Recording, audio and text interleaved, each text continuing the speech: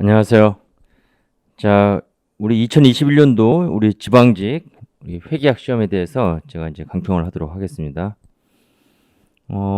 올해 출제된 문제는 작년하고 비슷한 수준으로 출제됐다 이렇게 생각하시면 되고, 그 다음에 뭐 예상했던 대로 우리 재무회계는 14문제, 우리 재무회계에서 14문제. 제가 항상 비중이 어떻게 나온다고 했냐면 재무회계가 70%, 그 다음에 원가관리회계,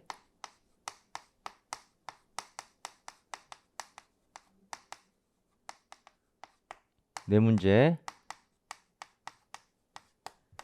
20%, 그 다음에 정부회계 두 문제.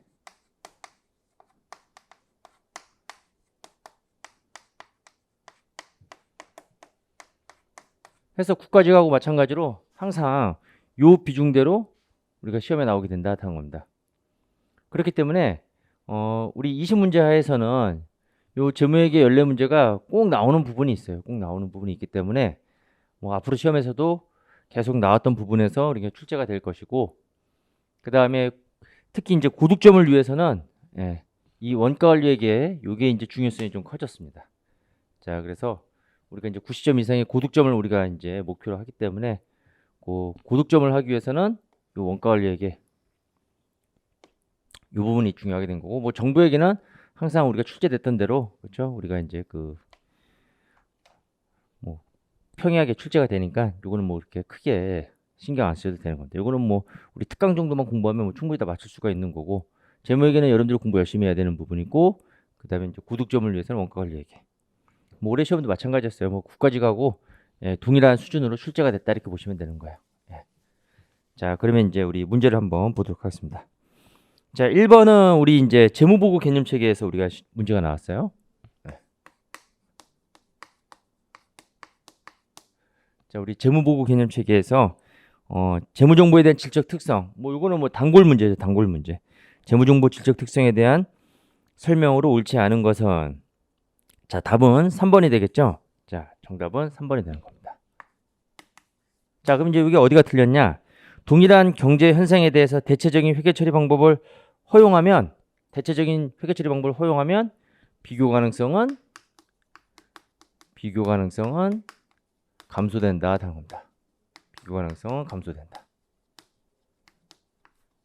자, 그래서 이제 거기 해설을 보게 되면 제 교재가 이제 제 교재의 특징이 다른 교재하고는 다르게 이제 여러분들이 좀 더 쉽게 파악할 수 있도록 이렇게 다 넘버링을 해놨어요. 그렇죠? 기준서 문구를 그대로 이렇게 실어놓은 게 아니라 기준서의 내용을 이렇게 잘라가지고 시험에 나올 만한 그런 지문 형태로 다 이렇게 잘라서 넘버링을 해놨기 때문에 요 문제가 거기 표시되어 있는 대로 교재 어디에 출제되어 있는지를 바로 그 넘버만 그 번호를 따라가면 바로 여러분들이 찾을 수 있을 거고, 뭐 보면 여러분들 깜짝 놀랄 겁니다.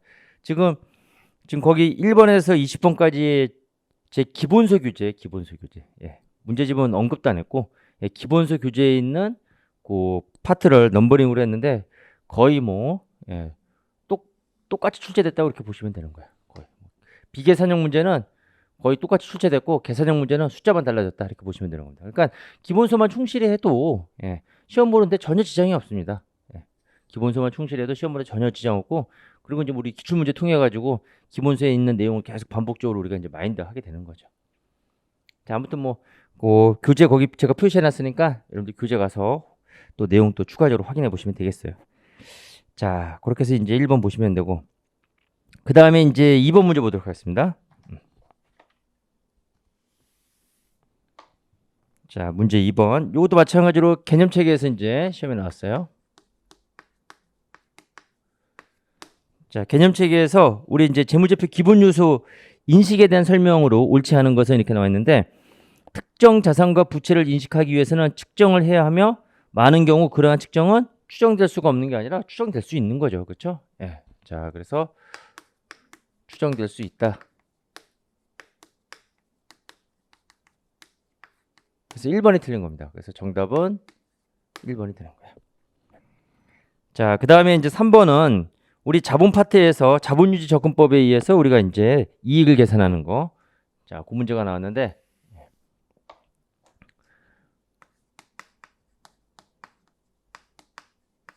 다 여러분들 다 예상했던 그런 문제예요. 자본유지 접근법. 자본유지 접근법에 의한 이익 측정. 그래서 이제 우리 기초 순자산에서 출발해 가지고 기초 순자산에서 출발해서 그다음에 이제 기중의 거래를 통해 가지고 순자산이 증가 감소하는데 기중 거래를 크게 이제 자본 거래와 우리가 손익 거래로 우리가 구분할 수가 있죠. 그래서 여기서 이제 자본 거래는 자본 거래를 통해서 순자산이 증가하는 거는 유상증자, 순자산이 감소하는 거는 현금 배당. 자, 유상증자, 현금 배당.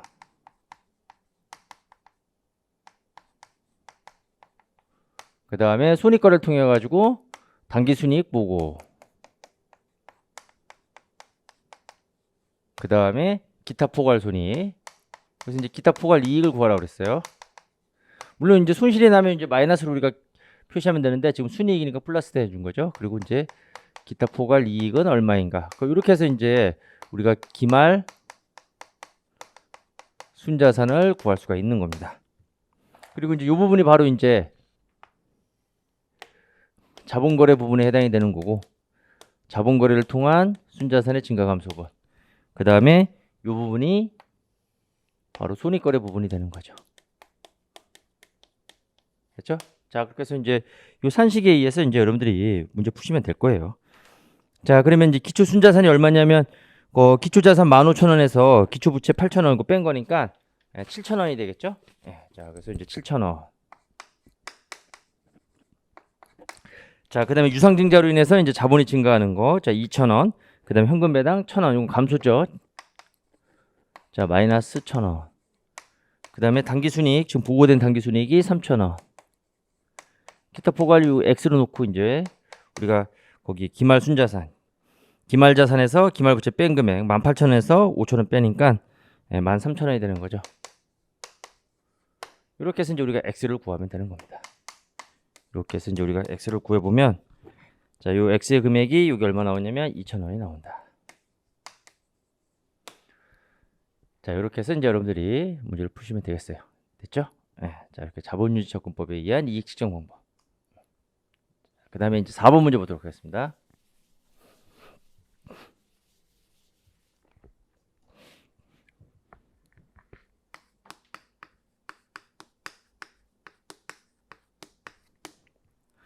자, 4번은 우리 이제 요거는 현금흐름표 문제에서 발생 기준과 현금 기준, 발생 기준, 현금 기준에서 요거 직접법으로 우리가 이제 문제 풀면 되는 거예요. 그렇죠? 그래서 요거는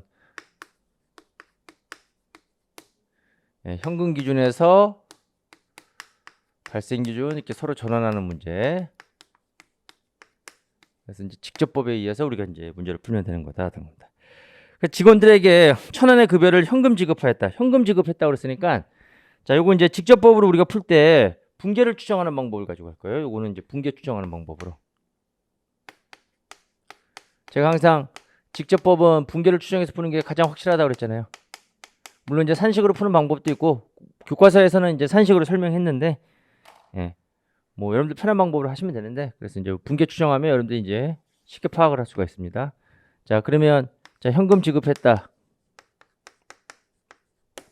그러니까 현금으로 지급한 금액이 지금 이제 1,000원이 되는 거고 그 다음에 보게 되면 지금 미지급 급여가 남아 있는데 자, 기초와 기말의 변동분을 보게 되면 200원에서 700원 되니까 500원이 증가돼요. 자, 그러면 이제 부채의 증가죠. 미지급 급여. 대변에 적는 거예요. 자, 그래서 500원. 그리고 이제 대차 차익을 통해서 얘가 바로 이제 발생 기준상의 이제 급여가 되는 거죠. 그래서 급여 1,500원.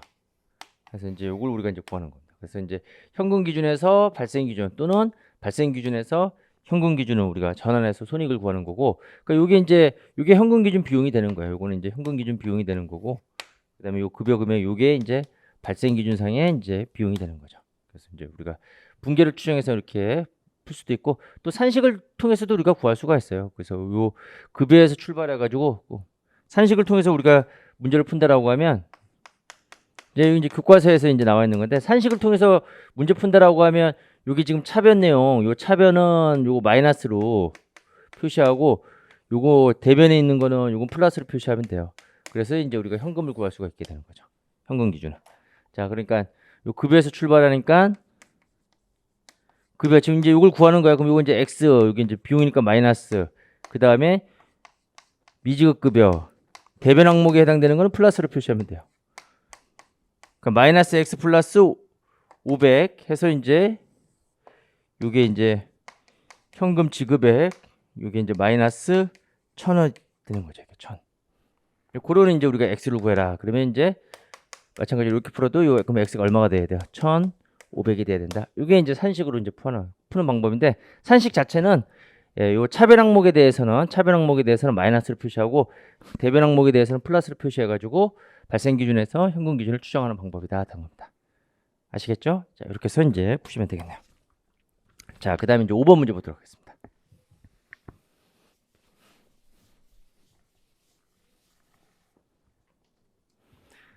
요거는 이제 우리 재무제표 작성 표시에서 이제 시험 문제가 나왔어요. 예. 재무제표 우리 작성 표시와 관련해서, 자, 한국채택국제기준에서 제시된 상계에 대한 설명으로 옳지 않은 것은, 자, 상계는 뭐 이건 상계 자체가 이제 시험에서 나온다고 그랬잖아요. 재무제표 작성 및 표시 관련된 내용에서, 자, 상계는 상계 자체가 시험에 나온다고 그랬어요. 그래서 거기 1번에 보게 되면 요 정답이 1번인데, 외환손익 단기매매 금융상품에서 발생하는 손익과 같이 유사한 거래의 집합에서 발생하는 차익과 차손은 중요성을 고려하지 않고 순액으로 표시한다가 아니라 중요성을 고려해서, 예, 중요하면 우리가 이제 구분해서 표시할 수가 있고, 중요하지 않으면 우리가 순액으로 상계 표시가 가능하다. 그래서 중요성을 고려해서 표시한다는 거, 예, 우리 교재에 보면 뭐 정확하게 나와 있으니까 여러분들 쉽게 확인할 수가 있을 겁니다. 자, 그렇게 해서 보시면 되고, 그 다음에 이제 6번 문제. 요거는 이제 우리가 그 재무 비율을 이용해서 우리가 이제 문제 푸는 건데, 뭐 재무 비율은 여러분들 일단 암기가 전제가 되고 있어야 되는 겁니다. 자, 그래서 이제 요거 문제 6번. 요거 당연히 우리 교재 당연히 있고, 기본서에도 있고, 그 다음에 저희 그 실전 우리 동영모의고사 볼 때 그 이 문제 숫자만 다르고 거의 뭐 동일한 문제가 출제가 됐죠. 예. 그 매출채권 회전율이 있고 재고자산 회전율이 있습니다. 10회 이렇게 6회 있고, 기초매출채권, 기말매출채권, 기초재고자산, 기말재고자산. 요거는 이제 평균 매출채권하고 평균 재고자산을 구하라는 그런 자료가 되는 거죠. 자, 그럼 우리가 매출채권 회전율 산식에서, 자, 우리가 매출채권 회전율 우리 공식 한번 기억해 보면,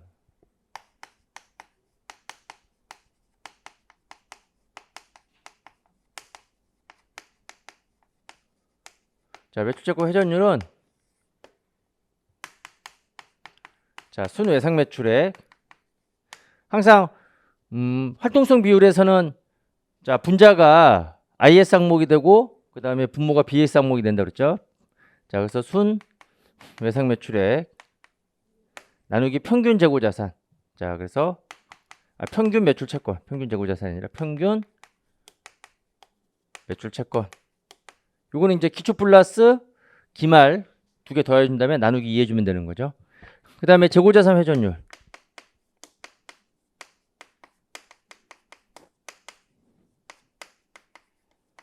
재고자산 회전율 하면, 자, 요거는 이제 매출원가.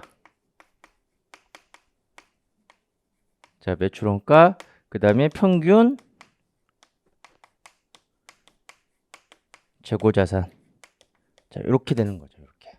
그렇죠? 그래서 이제 요 산식을 이용해서 여러분들이 이제 바로 문제를 푸시면 되는 거예요. 그러면 매출채권 회전율이 10회가 나와 있고, 자, 그러면 이렇게 되는 거죠. 예, 평균 매출채권 요거 계산해 보면 600 플러스 400 나누기 2, 500이 되겠네요. 자, 그리고 이제 요거 매출액 S라고 할게요. 그리고 이제 요거 외상 매출액을 의미하는 건데, 문제에서 별다른 언급이 없으면 현금 매출이 따로 주어지지 않으면 그냥 요 매출액을 전체를 다 그냥 외상 매출액 전체를 다 매출액으로 여러분들이 생각하고 문제를 푸시면 되겠습니다. 자, 그 다음에 재고자산 회전율이 이게 6회. 평균 재고자산. 자, 500, 700. 500 플러스 700 나누기 2 해주면 되겠죠. 됐죠? 자, 그리고 이제 여기 매출원가 약자. 자, 이렇게 해서 이제 우리가 매출액과 매출원가를 구하시면 되는 겁니다. 자, 그렇게 해서 이제 이거 계산해 보면 여기 5,000이 나오고 3,600이 나오겠네요. 5,000, 3,600. 자, 따라서 매출 총이익은 5,000에서 3,600 차감시키면 되니까 1,400원이 매출 총이익이 되는 겁니다. 자, 요번에는 이제 문제 7번입니다. 자, 문제 7번. 자, 유형자산의 이제 재평가 모형이 이제 출제가 됐는데, 재평가 모형. 자, 지금 2000X 1년 초에 설비자산 3만 원에 취득했어요. 자, 2000X 1년 초에 자, 3만 원에서 출발해 가지고 자, 2000X 1년 말 감가상각하게 되면 지금 3만 원 마이너스 5천 원 곱하기 10분의 1 그래서 2,500원이 감가상각비가 되겠죠. 2,500원. 그래서 장부 금액이 27,500원. 그래서 요거는 이제 감가상각비가 되는 거고, 그다음에 여기서 이제 재평가 이제 우리가 실시하니까 재평가 우리가 하게 되면 지금 공정가치가 37,500원이니까 재평가 잉여금이 발생하죠. 얼마만큼? 만 원만큼 증가가 되는 거야. 자, 그래서 지금 요 부분, 요 만 원 증가된 부분, 요거 노란색으로 한번. 요거는 재평가 잉여금으로 계산되는 부분이다. 됐죠? 자, 이렇게 해서 2000X 2년 말이 37,500 이렇게 되는 거예요. 자, 그 다음에 이제 감가상각을 하면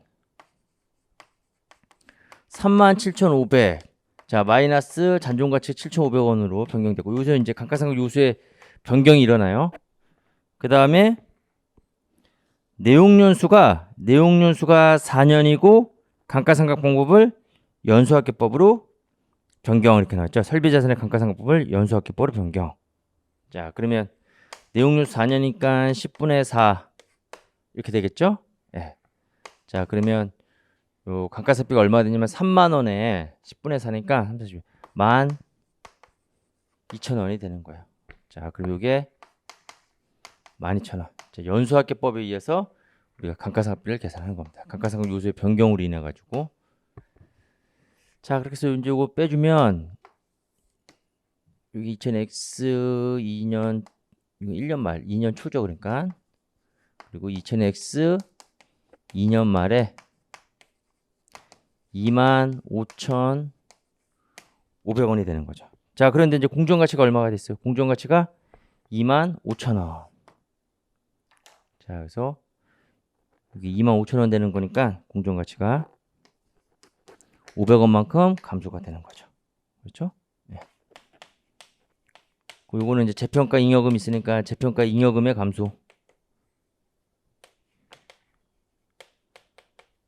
자, 이렇게 되는 겁니다. 자, 그러면 이제 만 원에서 지금 500원이 감소가 됐으니까 재평가 잉여금이 잔액은 얼마가 되는 거야? 9,500원이 되는 거죠. 지금 잔액을 구하라고 그랬잖아요. 요 만 원에서 500원이 감소가 됐으니까 잔액은 9,500원이 되는 거다 하는 겁니다. 자, 됐습니다. 자, 이렇게 해서 보시면 되겠네요. 됐죠? 네. 자, 그 다음에 8번 문제 보도록 하겠습니다.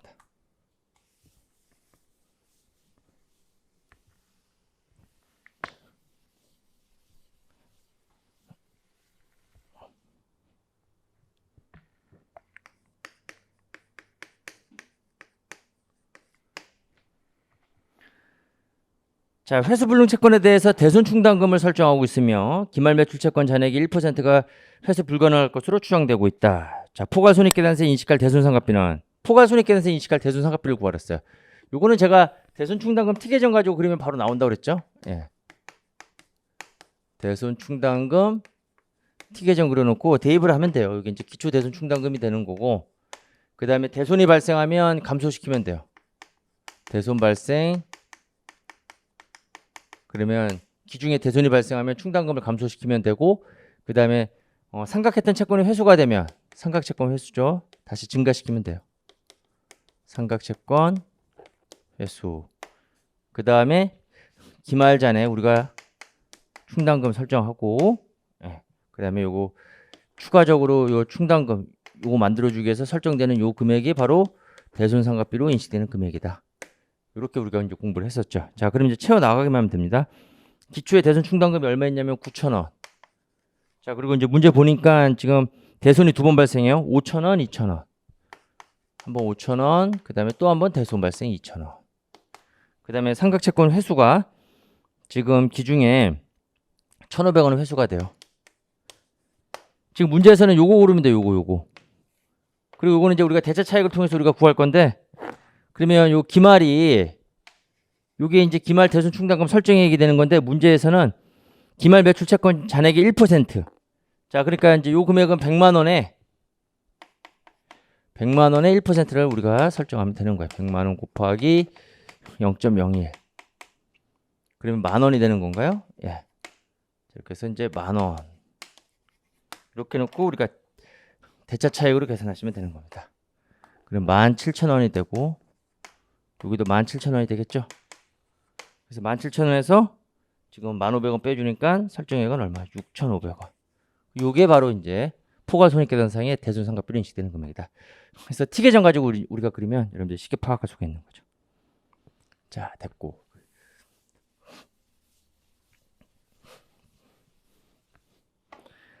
자, 문제 9번. 자, 이거는 이제 우리 정상개별원가 계산 문제인데, 재주관자본가 배부 차이에 대한 설명 중 옳지 않은 것은, 자, 정답은 2번인데 원가 요소별 비례배분법으로 하게 되면 우리가 기말 제공품, 그 다음에 기말 제품 매출원가에 우리가 배부 차이를 우리가 과소 배분은 가산하고 과대 배분은 차감하게 되는데, 그때 배분 비율을 결정할 때는 미리 배부한 예정 제조간접비, 즉 기말 제공품, 기말 제품 매출원가에 포함되어 있는 예정 제조간접비 배부액 가지고 우리가 배분 비율을 결정하는데, 여기서는 지금 실제 배부액이라고 나와 있죠. 자, 그래서 실제 배부액 비율이 아니라 지금 이건 말도 안 되는 거예요. 이건 정상개별원가 계산하는데 우리가 실제 원가 계산이라 한다면 이건 기말에 가서 우리가 이제 배부하는 건데, 예. 이 말 자체가 이제 완전히 말이 안 되는 건데, 지금 여기서는 이제 예정 배부액을 실제로 이제 바꿔서 이제 집어넣은 거예요. 그래서 예정 배부액 비율대로 우리가 배분 비율을 결정해 가지고 배부 차이를 조정해야 된다. 그렇게 되는 거죠. 자, 그 다음에 이제 10번 문제.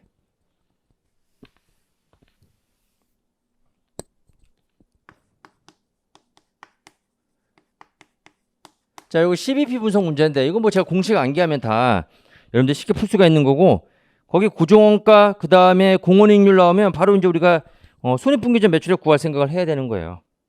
그래서 지금 영업 레버리지를 구하라고 그러는데, 일단은 안전한 기율 구해가지고 안전한 기율 역수치해서 우리가 영업 레버리지 구하면 되는 거예요. 자, 그러면 일단 공원이익률, 공원이익률이 지금 몇 프로 나왔냐면 30%. 그럼 0.3 곱하기 손익분기점 매출액 BES 해서 이게 이제 고정비하고 일치가 된다고 했죠. 손익분기점 하에서 공원이익은 고정비하고 일치가 된다고 했습니다. 고정원가가 18만 원. 자, 우리가 이제 손익분기점 매출액 우리가 구할 수가 있어요. 자, 따라서 손익분기점 매출액은 18만 원을 0.3으로 나눠주면 되겠죠. 예. 자, 60만 원 나오나요? 예, 60만 원. 자, 그럼 이제 우리가 안전한 기율 구할 수가 있어요. 여기서.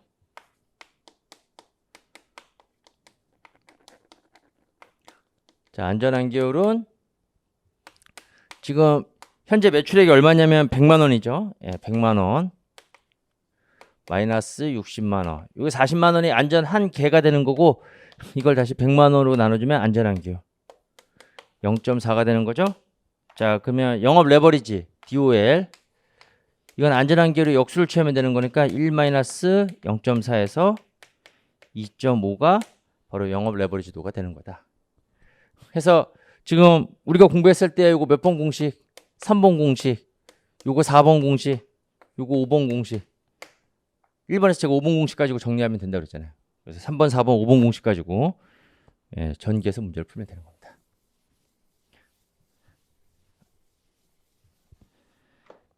자, 그 다음에 자 11번 문제. 자본 관련해서 뭐 단골 문제가 되는 거죠.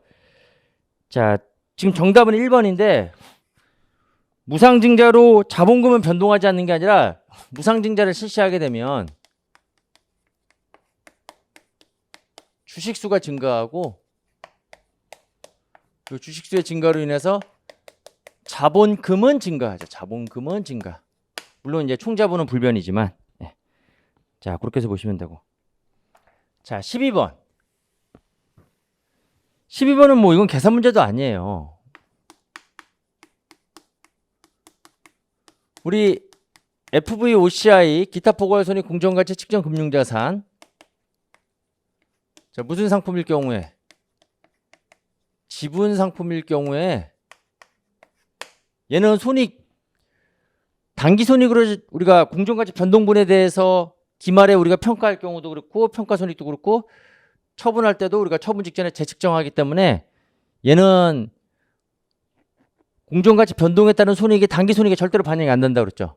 물론 예외적으로 처분할 때 처분 수수료가 있으면 처분 수수료가 처분 손실이 된다고 했어요. 근데 지금 이 문제에서는 지금 처분할 때 거래원가 존재하지 않는다고 했기 때문에 얘는 당연히 거래원가 존재하지 않으면 처분실 수수료, 거래원가 존재하지 않으면 그러면 처분 손익은 0이 되는 거죠. 거래원가 존재하면 그 거래원가가 처분 손익이 되는 거고. 답은 바로 1번 이렇게 나오게 되는 겁니다. 자, 그 다음에 이제 13번.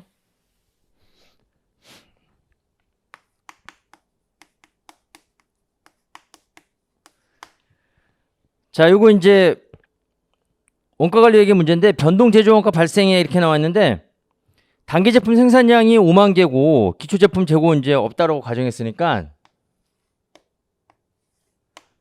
지금 제품 T 계정을 우리가 한번 그려보면 자, 기초가 0이고 그 다음에 기말이 0이에요. 자, 그러면 생산이 지금 5만 개, 판매가 5만 개.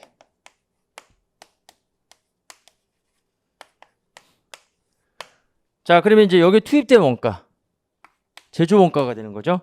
지금 변동 제조 원가 발생해. 자, 그러면 이제 변동 매출 원가, 이게 이제 매출 원가가 되는 거야. 이게 매출 원가. 5만 개 판매에 따른 요 매출 원가가 지금 얼마라는 얘기예요? 90만 원.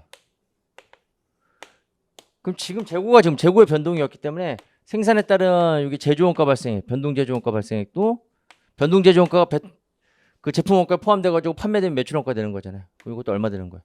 9만 원. 바로 답을 구할 수가 있죠. 답은 4번이 되는 겁니다. 자, 됐고.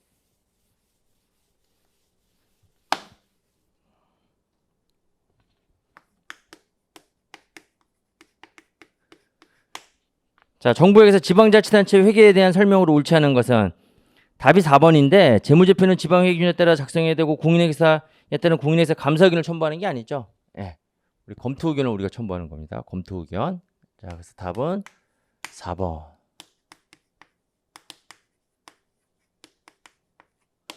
그 다음에 15번 문제. 뭐 다 우리가 예상했던 부분이었어요. 다. 자, 국가 회계 기준에 관한 규칙상 자산부채 평가에 대한 설명으로 옳지 않은 것은 이것도 4번인데 이거 제가 어떻게 외우랬어요? 제가 뭐 우스갯소리로 자, 무장유공이라고 그랬죠? 무상거래는 장부금액, 유상거래는 공정가액. 무장유공인데 지금 그 문제에서는 무상거래는 공정가액, 유상거래는 장부가액. 뭐 뜬금없이 말도 안 되는 소리로 이렇게 나와 있죠. 예, 답은 4번이 되는 겁니다. 자, 그 다음에 16번.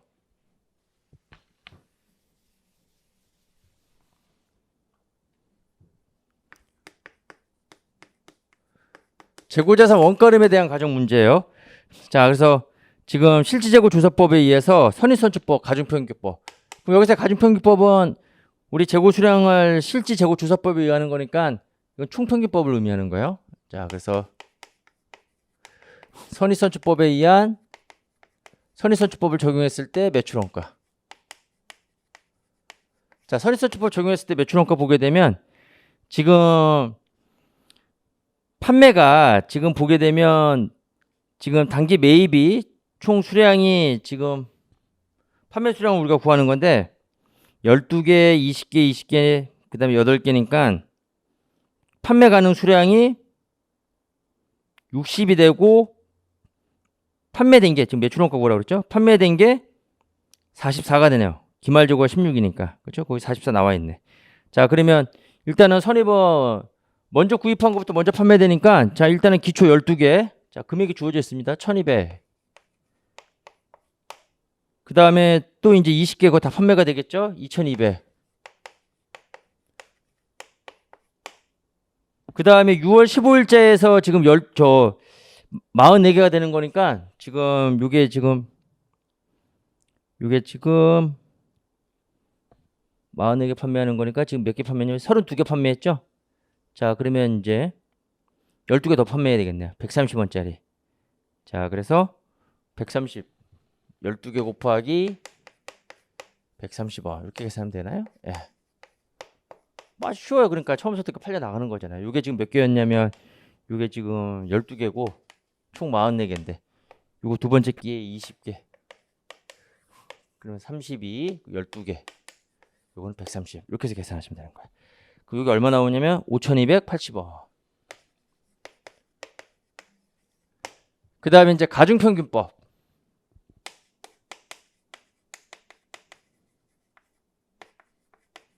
가중평균법에 의한 매출원가. 이게 이제 총평균법이 되는 겁니다. 총평균법. 자, 그리고 우리가 이제 평균원가를 구해보면 지금 다 합이 7,200원이거든요. 자, 그래서 7,200.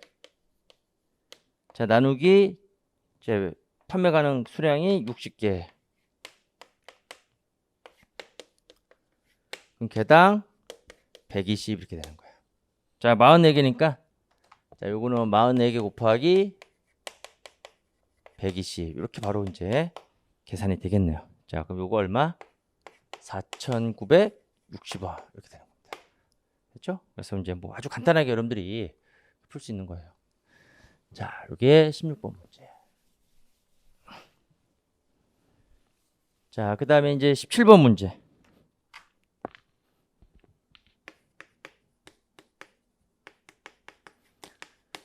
은행 계정 조정표예요. 은행 계정 조정표. 자, 그래서 지금 당좌예금 계정, 자, 수정 전 은행 측 잔액과 그 다음에 여기서는 수정 전 회사 측 잔액을 구하는 겁니다. 자, 그러면 이제 은행 측 잔액,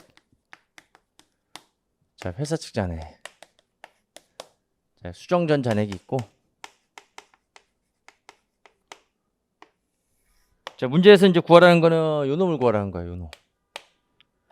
그 다음에 수정 전에, 자, 은행 측 잔액은 지금 얼마냐면 13,000원이 되는 거고, 그 다음에 이제 요 조정사항들 쭉 반영하겠죠. 거기서 이제 박스 안에 나와 있는 요 조정사항들을 쭉 반영해서 우리가 수정 후 잔액을 구해보면, 자, 요 금액이 지금 12,000원으로 일치가 된다. 이렇게 돼 있어요. 12,000원. 이렇게 지금 이제 문제가 주어져 있는 거잖아요.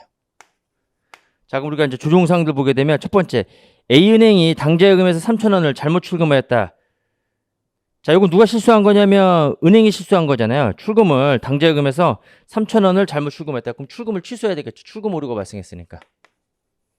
자, 마이너스를 취소하니까 플러스를 이렇게 해주면 되는 거고. 그 다음에 A은행이 받으러움을 추심하고 3,000원을 당좌예금했는데 한국은 이를 모르고 있다. 이거는 지금 이제 회사 측에서 돈 들어온 걸 모르고 있어요. 어음 추심액 3,000원. 그러면 3,000원 더해주면 되고, 한국이 기발행한 4,000원 수표가 은행에는 아직 제시가 되지 않았다. 기발행 미인출 수표. 요거는 이제 은행 측 잔액에서 요 4,000원만큼을 차감을 해야 되겠죠. 자, 이렇게 되는 거고, 그 다음에 한국이 3,000원의 수표를 발행하면서 장부에는 8,000원으로 잘못 기장하였다 이렇게 놨습니다. 수표를 발행하면서 3,000원 마이너스 할 거를 8,000원 마이너스 했으니까 5,000원을 다시 더해줘야 되겠죠? 예. 한국이 입금한 1,000원의 수표가 부도로 판명됐다 이렇게 했습니다. 한국이 이를 모르고 있다. 자, 부도 판명했으니까 1,000원만큼 감소를 시켜야 되는 거죠. 그래서 실제 시험장에서는 은행식 조정사항은 전부 이거 제가 두 개 다 보여주기 위해서 요거 이제 은행식 조정사항 해가지고 12,000원 나온 거. 그러니까 원래 이 12,000원이 안 주어져도 되거든요. 근데 요거는 뭐 친절하게도 이게 주어졌으니까 실제로는 요거 구해놓고 거기 있는 자료 중에서 회사 측 조정사항만 여러분들이 조정해 주면 되는 거예요. 그렇죠? 이게 주어져 있으니까 이제 원래는 문제를 요렇게 해가지고 은행식자는 요걸 맞춰서 여기 요금액이 되고 요렇게 올라가는 이제 요런 문제 유형이 많았었는데 이게 제시가 돼 있어요. 그러면 이제 이게 제시가 돼 있으니까 회사 측 잔액 부분만 조정해서 우리가 문제를 풀 수도 있는 거죠. 그럼 이거 얼마가 되는 거야? 5,000원. 이렇게 해서 역산해서 우리가 이제 계산해 보면 이렇게 구할 수가 있다.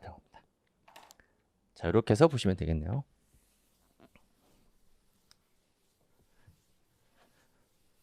자, 그 다음에 18번 문제. 변동원가 계산에서 각 원가 계산 방법끼리 우리 이익 차이 조정하는 건데 전부 원가 계산에 의한 영업이익이 변동 원가 계산에 의한 영업이익보다 10,000원이 더 크다 이렇게 나왔습니다. 자, 그럼 이제 이건 재고가 증가했다는 얘기예요. 근데 기초 재고가 없죠. 자, 그러면 이제 제품 T 계정 우리가 그려보면 0. 지금 이걸 구하라는 거예요. 생산량 이게 몇 개가 될 것인지 지금 문제에서는 이걸 구하라고 하는 거고 지금 판매된 게 500이고 그렇죠? 판매된 게 여기 500이다 하는 겁니다. 기말 재고 안 나와 있고. 자, 그랬을 때 지금 이익 차이를 보게 봤을 때 전부 원가 계산이 변동 원가 계산에 의한 영업이익보다 10,000원이 더 크다고 그랬어요.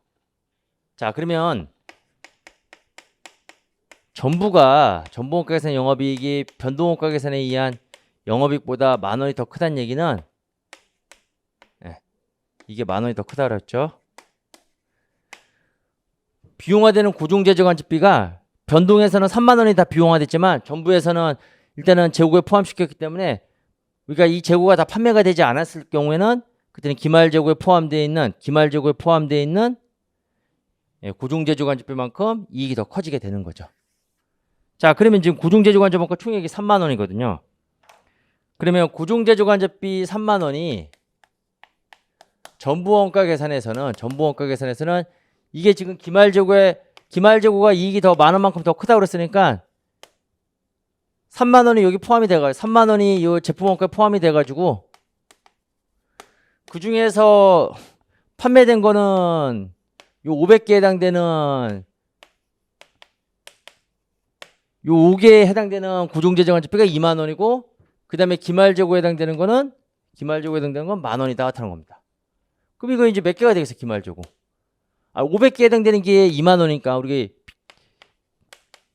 500개에 해당되는 게 20,000원. 우리 B의 값을 이용해 볼까요? 예. 그러면 X에 해당되는 거는 10,000원. 그렇죠? 비례하게 이게 0.5 되는 거잖아요. 그럼 이것도 이제 0.5 이렇게 되는 거죠. 그럼 이게 몇 개라는 거예요? 250개라는 거예요. 기초재고 넣고. 그럼 몇 개를 생산했다는 얘기예요? 750개를 생산했다는 거죠. 간단하게 풀 수 있는 겁니다. 그렇죠? 자, 그래서 이제 우리 전부원가 계산하고 변동원가 계산에 대한 영업이익 계산하는 구조만 알면 이게 이제 증가가 됐다는 얘기는 이 전부가 이 변동보다 더 컸다는 얘기는 재고에 포함되어 있는 고정재정관집비, 그렇죠? 그거만큼 기말재고에 포함되어 있는 고정재정관집비만큼 비용화되지 않기 때문에 이제 더 커지게 된 거죠. 자, 그렇게 해서 보시면 되고, 자, 그다음에 이제 19번 문제.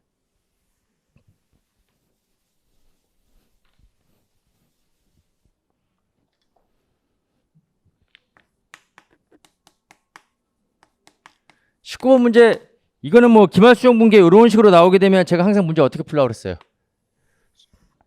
시산표 그래서 풀라고 그랬죠. 시산표 풀어가지고 자, 여기 이제 자산 여기 비용 쓰고 그 다음에 부채 수익 쓰고 그래서 이제 이렇게 해야지만 우리가 전체를 다 파악할 수가 있는 거예요.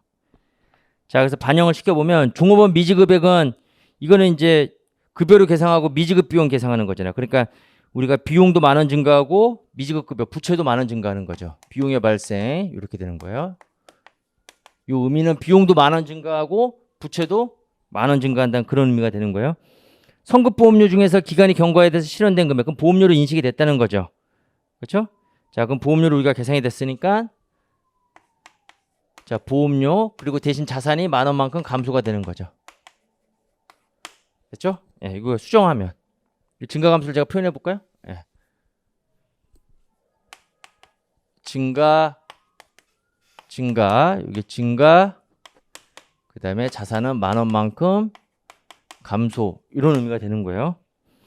외상매출금 중 현금으로 회수된 금액, 이거는 이제 차변의 현금, 대변의 이제 매출 채권이니까 이거는 뭐 자산의 증가이면서 동시에 자산의 감소니까 우리가 고려할 필요 없고, 선수임대료 중에서 기간이 경과해서 실현된 금액, 그럼 부채가 감소하면서 자 수익으로 인식이 됐다는 거예요. 임대료 수익이. 자, 그럼 그 금액이 10,000원, 여기 10,000원 증가, 그 다음에 이제 부채가 10,000원 감소가 되는 거죠. 선수임대료가. 차입금 이자 미지급액은 우리가 이자 비용 계상하고 미지급 이자. 자, 그럼 이자 비용 10,000원 증가, 그 다음에 부채 10,000원 증가.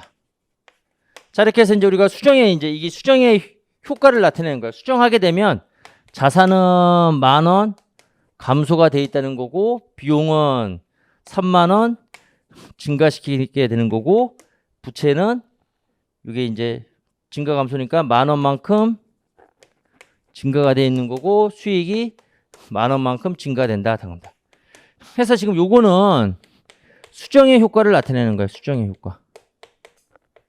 수정했을 경우에 수정분계 반영했을 때. 그럼 오류 효과는 어떻게 될까요? 오류 효과는 내가 수정해서 감소시켰다는 거는 이거는 과대계상이 됐다는 거고, 자산이 10,000원만큼. 수정해서 증가시켰다는 거는 이거는 과소계상이 됐다는 거고, 이거 증가시켰다는 거는 과소계상돼 있다는 거고, 이것도 마찬가지로 과소계상돼 있다는 거죠. 자, 그러니까 답은 몇 번이 된 거야? 3번. 부채 10,000원이 과소계상돼 있다. 지금 이 문제에서는 이제 오류 효과 물어본 거죠. 자, 이렇게 해서 이제 우리가 계산하시면 되는 겁니다. 아시겠죠? 이렇게 풀어야지만 이런 형태의 문제를 빨리 풀 수가 있는 거예요. 자, 그 다음에 이제 마지막 우리 20번 문제 보도록 하겠습니다. 사채 관련된 문제인데 뭐 아주 간단한 문제였어요. 예.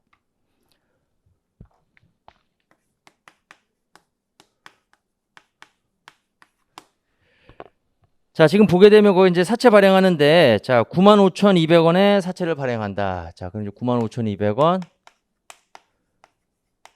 자, 유효이자가 지금 11,400원이 발생했다. 11,400원. 자, 액면이자 빼면 상각이 되는 거죠. 액면이자는 지금 10만 원에 10%. 10만 원에 10%요. 만 원이 되는 거죠. 자, 그러면 1,400원 더해지니까 96,600원이 바로 삼각형 원가가 되는 거죠. 자, 답은 2번이 되는 겁니다. 자, 됐습니다. 자, 이렇게 해서 이제 우리가 출제된 20번까지 우리가 다 풀어봤고, 예. 그래서 뭐 다시 한번 간단하게 이번 시험에 대해서 얘기해 본다라고 하면 뭐 큰 실수 없었으면 뭐 여러분들이 충분히 90점 이상 다 맞았을 거야. 아마 저와 같이 공부하신 분들은 뭐 그래서 이제 작년하고 비슷한 수준으로 출제됐고, 올해 국가직하고도 뭐 거의 똑같은 그런 수준으로 출제가 됐습니다. 그래서 뭐 난이도 조절은 뭐 아주 잘했고, 그리고 재무에게 70%, 그다음에 원가 20%, 정부에게 10%. 그건 제가 이제 법칙이라고 그랬죠. 그렇게 해서 이제 골고루 뭐 우리가 이제 다 예상했던 그런 부분에서 문제가 출제가 됐습니다. 자, 이렇게 해서 이제 우리가 2021년도 요 지방직 요 회계학 시험에 대해서 강평을 마치도록 하겠습니다. 자, 여러분 수고하셨습니다.